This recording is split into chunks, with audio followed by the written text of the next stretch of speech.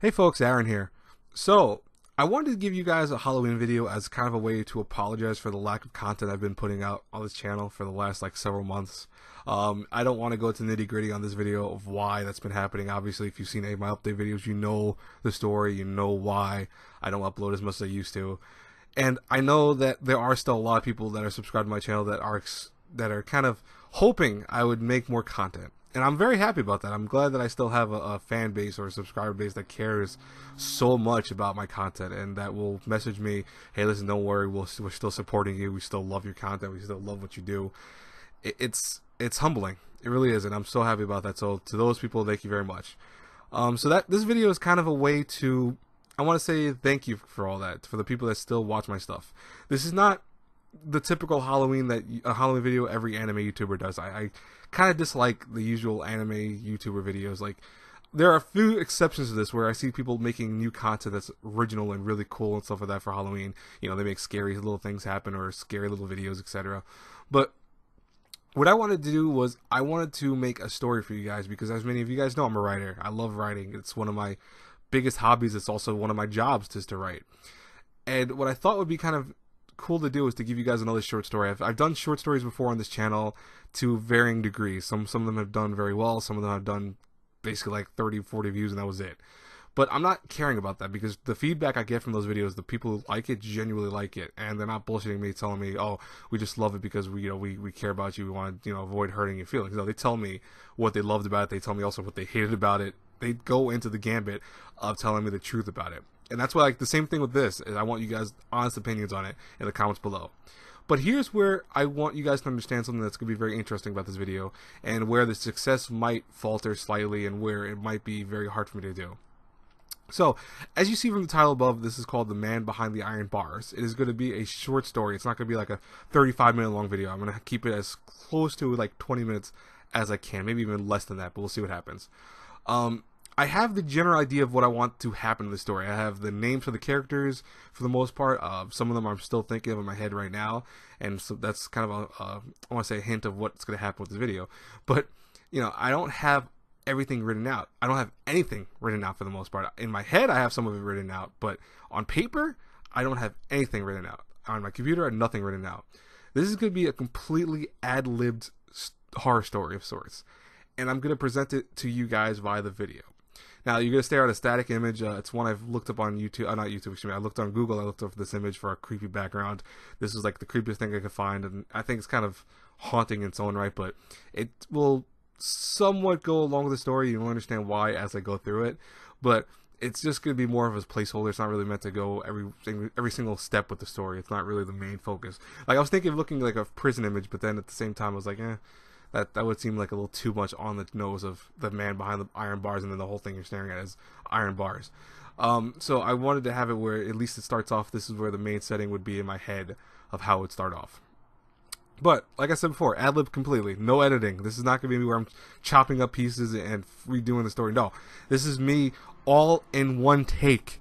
That means that if I mess up completely, I have to restart. And I'm going to put in the description box how many times I have to restart. I'm going to put a number. And I'm going to tell you also how many hours it might have taken me to do this video. Because just so you guys know what went into this video, okay? Now, I won't give you guys any more description or anything like that. I want you guys to go into the story now and enjoy it as much as you can. I hope it comes out well. I will try my best. I'm going to do a creepier voice than I usually do. Hopefully that works out. But anyways, without further ado, let us now go into the story of the man behind the iron bars. Warning, reader/listener out there. This story is 100% fictional. This is not a real place. This is not a real town. This young man that you're about to hear his life story about is not real. However, the concepts of things that are about to happen to him are very, very likely to happen in the real world, because there have been myths and rumors about these things. They have been seen in our own world. But what does that mean exactly? Well, reader, you're about to hear. Now then, let us continue on by starting with the very first chapter of our tale. Chapter 1, the beginning of Mitchell Robbins. Mitchell Robbins was a young 28-year-old man who has found himself in a life that is just all but bad. He has loved everything that's been going on in his world as of late. He has finally gotten married. He finally got a home. He finally found himself a nice job at a local newspaper article creation place that all they did was make stories and random, little things that they could be little short stories, little short tidbits of information that he would find in everyday life, paranormal stuff, etc. But Mitchell didn't care about the, authenticity of the actual job because he felt like some of the stories were kind of, let's just say, bogus. He didn't care about any of that. All he cared about was having a job that he can go actually write and do something he enjoyed and loved doing, and going back home to his beautiful wife and his now soon to becoming kid. Now, here's the thing about Mitchell though. Mitchell's luck seemed to be so just astronomically great. He almost wondered, how could it go bad? How can anything ruin this wonderful life Mitchell was now having? That all took place on a very, very dark night in a very abandoned hallway. Mitchell had always seen this one building that had this giant metal gate in front of it. And he always wondered what was inside this building. It had been long abandoned for many, many, many years. But Mitchell had only heard about the rumors.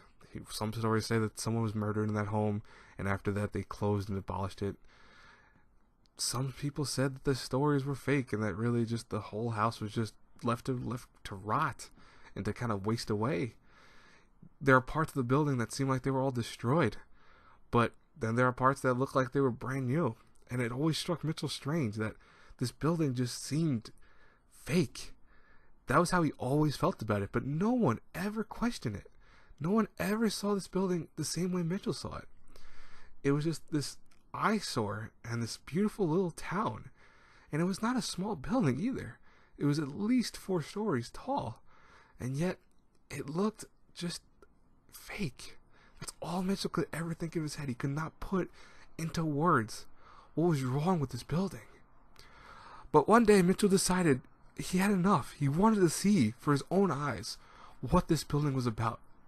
So at the dead of night, on his way back home from work, for whatever reason, Mitchell felt obligated to go within this building. There was no reason for Mitchell to go in. There was no story for him to be working on.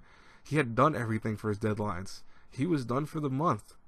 But Mitchell felt that something in this building had been calling out to him. Only him, though. No one else felt what Mitchell had felt about this place. And so Mitchell walked in, found it very easy to open the door. It was not locked. He walked in, and then within moments, Mitchell realized there was a mistake that he had made.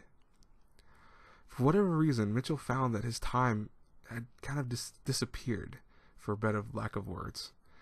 When Mitchell had woken up, he was not home anymore. He wasn't even in the building that he entered, or he at least last remembered entering. Instead, Mitchell found himself in a strange hallway. There was a fluorescent light blinking very disturbingly, far, far at the end. And for the most part, the walls looked very similar to that of a subway hallway. Mitchell had just no idea where he was. Part of him thought maybe he was dreaming, maybe he was having a nightmare. But something felt off about this nightmare. There's a feeling when you dream or you have a horrible nightmare that things are fake. That even though at the moment they feel real, there's always this ebb and flow of reality versus falsality. And nonetheless, Mitchell didn't feel that here. He touched his skin, and he realized that immediately he felt the vibrations in his arm. He felt when he touched his pulse on his wrist that there was actual heartbeat going on. And then it hit and dawned on Mitchell all at the same time. He was awake. This place that he was in, this hallway, he was here. And how he got here, he had no idea. Boom! A loud noise at the very far end of the hallway startled Mitchell. He looked around, couldn't really tell what was at the end that made that loud noise. He saw some documents or what looked like maybe newspaper clippings fly around. But that wasn't what startled Mitchell the most about the noise. There was nothing to make the noise. As far as Mitchell could see in this dimly lit hallway, there was no shadows, there was no person at the end, there was no pipes, there was no anything he could see that would make this catastrophically loud boom that he just heard. but he heard it. Mitchell decided that he had enough fearing the unknown and started moving forward into the hallway. Mitchell turned and noticed a clock on his wall. What? That clock wasn't here before, was it? He said out loud. It was an old, old clock, almost like a grandfather clock. But for some reason, Mitchell felt strangely reminiscent about this clock, as if it had some nostalgia behind it. Why was that? Mitchell touched it, and he felt the hard ebony of it. It felt so real. That's why I know this is real. I'm not sleeping. I'm awake, Mitchell said groggily to himself. He had yet to fully recover from whatever drowsiness was inside of him. But when he heard that noise again, boom! He knew that he was all too necessary to wake up. He needed to be alert. Whatever it was that noise came from, he needed to run from it. And so Mitchell turned around and stopped heading towards the light and went away from it into a very dark, dark part of the hallway. His feet carried him. He hit the surface as hard as he could. He didn't care what was behind him. He didn't care what was down the hallway anymore. He just wanted to escape. But he found himself running for what seemed like minutes. He didn't go anywhere. He just kept going in this darkly lit freaking hallway. He turned around and noticed he hadn't progressed any further. Right behind him, even though he had run for at least several minutes without turning behind him, the grandfather clock that he heard clicking away was there. How is this possible? How is this even reasonable? Mitchell said to himself out loud. Why he didn't say this in his mind, he would not know. Maybe he just wanted to hear some voice, some noise that wasn't like that noise that he heard. But he continued to talk out loud. Where am I? Why don't I remember how I got here? How did I get here? What is this place? Mitchell sat down on the floor. He didn't want to run anymore. He didn't feel like running. He just knew that he was here in this hallway. And when he tried to go away from where that light was, that noise was, he had progressed no further. After what seemed like an eternity, Mitchell got back up and decided once more to head into the hallway. He kept going and going.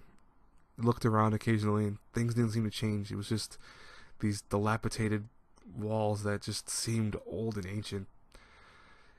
This place is a hallway. It's a subway tunnel, it feels like, but where's the signs? Where are the exits? What am I looking at?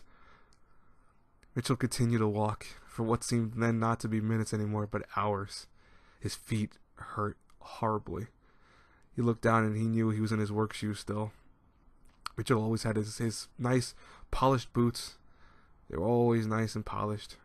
But the thing was that this place, he kind of wished he didn't wear them, because the way they were, the way they felt on this ground, he hated it. It felt painful. It hurt to walk in these damn things. So, without further ado, he took off his boots, went onto the floor. He felt the cold surface of this hallway now on the bottoms of his feet. His socks did very little to protect against this cold, cold feeling, but he still felt some relief not having his feet crushed in the boots now, it felt like. He continued his walk for what seemed like another hour or two, going nowhere. Part of Mitchell started to think, what if this was like some place far removed from society? What if this was maybe a world of death? Maybe he had died. Maybe he's now heading to heaven or hell. Maybe this was the journey in purgatory. Mitchell had been an avid reader. He had always thought about things like what was after our lives. You know, from reading books and reading other pieces of literature, all he could ever think about is what exists at the far ends of our reality. Once we actually closed our eyes for the last time and found ourselves fading and ebbing away from this world, what journey do we wait for in the next one? Mitchell felt maybe this was the answer to it. Maybe this was the realization. Maybe when he went into the house that he remembered going into, maybe something hit him. Maybe someone there was to stab him and killed him without him realizing it, like a homeless person laying in the house, or found his place just invaded by a stranger. Maybe the actual building wasn't as bad as he thought. You know, there were people that always told him that what he described when he described this horrible building to other people was wrong. Some people said they saw a small house, and he always told them, no, I'm not talking about the old house down the street. I'm talking about the one that every day I pass, that I see constantly, that's 3 stories, 4 stories. I don't even remember how big it is, but all I know is that I see it every time I go home, and I see that it just seems like it's fake. Maybe something about that place was just wrong. Maybe it led him into this nightmarish landscape that he couldn't escape from now. His curiosity had legit led him to a place that was worse than anything he's ever witnessed in his life. And Mitchell had come from hardships abound, from abusive family to abusive foster families. He had known true pain all of his life, and that's why when he finally found some joy in having his beautiful wife Margaret and his now soon-to-be born son, because he just found out the other day that it was a son that he was about to have, he was thinking maybe Ronald, maybe he would call him maybe Mitchell also, and just say Mitchell Jr.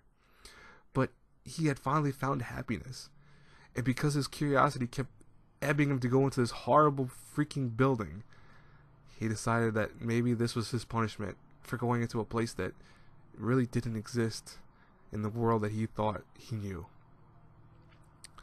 Hours more, Mitchell continued to walk, his feet now feeling horribly tired. He started also feeling hunger that he just didn't understand. He didn't understand any of this. This hallway, this building. What was he in? Was he even in a building anymore? Was he even in a hallway? Was this just an illusion of his mind? Maybe he had eaten something horrible the night before and found himself collapsed. Maybe he was having a horrible nightmare that just seemed overly real. He didn't know. Mitchell, you know all too well what this place is. Huh? Who said that? Mitchell turned to look. No voice behind him. No one that should have been behind him. Mitchell, I'm not behind you. I'm here, right beside you. The voice sounded so close. He looked to his left, he looked to his right, but all he saw was the dilapidated walls of this weird subway hall. Who are you? Where am I? Please tell me. I'm tired. I want to go home, Mitchell said to himself, almost crying at this point. You are home. Mitchell, you've always been home. This is where you live. How's that possible? What are you talking about? I live in a beautiful apartment with my wife. What? This is not where I live. This is not the place I live. Mitchell, you don't understand, do you? The writer that you've always wanted to become. The creative person that you've always thought you were. This is your home, Mitchell. What are you talking about? Look around you. It's the place you belong. No, it's not. No, I want to go to my warm bed. I want to see my wife. I want to kiss her on the forehead and then kiss her on her lips. I want to hold her hands while I sleep. I want my life back. My life was turning around. I had been nothing but horrible stories. Horrible things that I've had to deal with. And for what? To now be in this hellish place? Mitchell, you're not in a hellish place. You're in the same place. What are you saying? Mitchell said, now getting just more aggravated by the moment. This isn't any place. It's a hallway. It looks like a stupid subway hallway. What are you talking about? This is my home. Mitchell, close your eyes for 1 second and think back to the night that you entered that building. Think back really hard, Mitchell. With no other options available at this point, Mitchell decided to listen to the voice and just close his eyes and think, okay, I entered that building. What happened? Mitchell thought, and then it dawned on him. When he entered that building, he found himself in a very long hallway. And he was just surprised by it. He remembered, he was like, what is this? Did I entered this building, but it's lit. It looks different from the way it looks outside. The door behind him closed, and then something sharp hit him in the side. He didn't understand what it was, but it felt like something hit him very hard. And then he remembered a dull pain in the back of his head. Something else had hit him. Okay, voice. I remember going into this building. I remember maybe being attacked, but that doesn't explain. That doesn't tell me what this place is. Mitchell, think back further than that. You're going too recent, and you're making up stories again. What do you mean I'm making up stories? What are you talking about? What is going on here? Please tell me. Mitchell, I can't tell you something that you don't know. You have to figure it out for yourself, young man. You have to. Think back further. Think back several months ago. Okay. Mitchell's mind wandered backwards in time. He thought even before he had gotten that job at the newspaper article place. He hated calling it that, by the way. He really did. But he had no real name for the place. It was just this shoddy little place that just allowed him to write there. Wait, what was the name of that place? In reality, what did he do there? He wrote stories, right? That's what he did, right? You wrote stories there, huh? Yes, I know I wrote stories there. I've had several of them published. They were short stories. I mean, they were stories. Yes, they were, Mitchell. Think back to one of them. Think back. Think back further. Mitchell felt panic rising in his heart, in his mind. And then it dawned on Mitchell. Oh my God. This is not real, is it? You're closer. So wait. I created this place? Yes, Mitchell. You have created this place just like many other places before. Always to try to find an escape. And always finding the same pathway ahead of you. What do you mean? What do you mean? What pathway? What are you talking about? Think back, Mitchell. That's the only... You keep telling me that. What does that mean? I don't understand. What does that mean? Mitchell, I'm going to snap my fingers. And you're going to find yourself in a very different setting. Don't be panicked. But remember, this is a place that you've jumped to many times before. What are you talking about? I don't...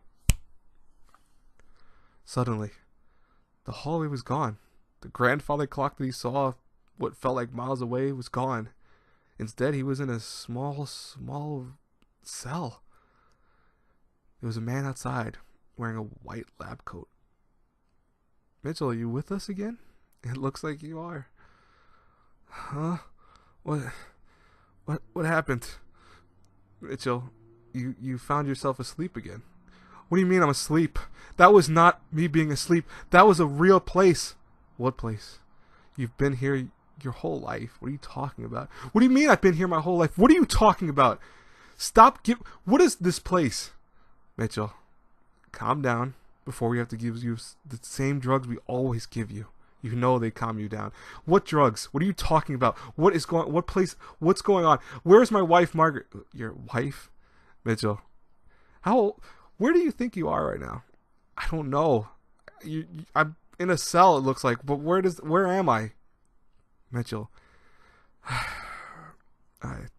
this is always hard for me to do. I'm surprised you can keep doing this. What are you talking about? What is going on? What is happening? Please tell me what's happening. Mitchell, you know that you're here in your cell because of the murder you committed 20 years ago when you were only 8 years old. What murder? What are you talking about? I don't remember anything. Mitchell, you killed your parents on Halloween. What? My parents? I don't understand. What are you talking about? Mitchell, calm down. Think back to that night 20 years ago. I keep trying to make you remember it, and you keep escaping to some fictional world. It once was a hallway in a subway. Once it was a building. I don't even think you know anymore where you're going anymore. And then Mitchell just realized, as if it just hit him with a veracity he didn't understand. 20 years ago, Mitchell was 8 years old. He found himself murdering his parents horribly. They don't know why he did it. They don't know if it was maybe the holiday that did it. Some stories go that Mitchell did it because his parents refused to let him go trick-or-treating. Some people told him it was because he just had a lot of rage built in him. Some people said it was TV. Some people said it was, in his mind. Some people said he was the thing of evil. But Mitchell never understood that. All he understood was he did it. Killed his parents. And then he ended up inside a locked asylum where they kept him, watched him, studied him, tested him, wondered how this young 8-year-old boy could take a baseball bat and beat his parents brutally. Oh, God. I did it again. It's okay, Mitchell.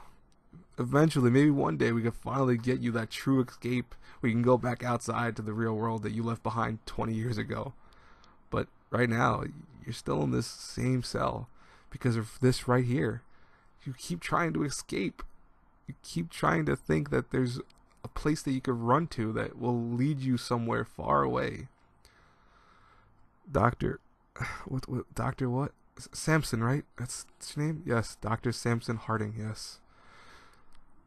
Dr. Harding. What's the grandfather clock? Why did I see that? The grandfather clock? That grandfather clock is what you hid when the police came to the house after hearing the horrible noises and stories from your neighbors. They came in and found you hiding inside the grandfather clock. You said that you had your hands in your ears trying to null the sounds of the clock ticking nonstop, but it was the only place you could hide. We don't know why you did, but that was the place you went to. And my wife Margaret, that's fake. Yes. You don't know any Margarets. There's no Margarets you've ever met. Maybe just another thing you've made in your mind. I don't even know what's real anymore, Doctor. I don't understand. One day, Mitchell, one day we will actually open your mind up and find the realities that you've created as just a means of escaping the horrible thing you did so many years ago. And with that, Mitchell closed his eyes, put his hands to his bed, and cried into his pillows, knowing that what he was here for was something he did horrible that he couldn't take back. But all Mitchell knew was that there was no escape from this place. He would always be the man behind the iron bars. And with that, we have a done story. I have no idea if you guys are going to like that or not. I am not going to listen to this until it's published because I want to hear it myself. It might sound horrible. I'm hoping it sounded good somewhat. It took me, I don't even know how long, but like I said, I'll put it in the description box how long it took me. My voice is going hoarse. But hopefully you guys enjoy it. Let me know in the comments. Be real about it. If you guys liked this type of thing, maybe I'll do it for another Halloween video later, or maybe I'll do another video like it. I don't know.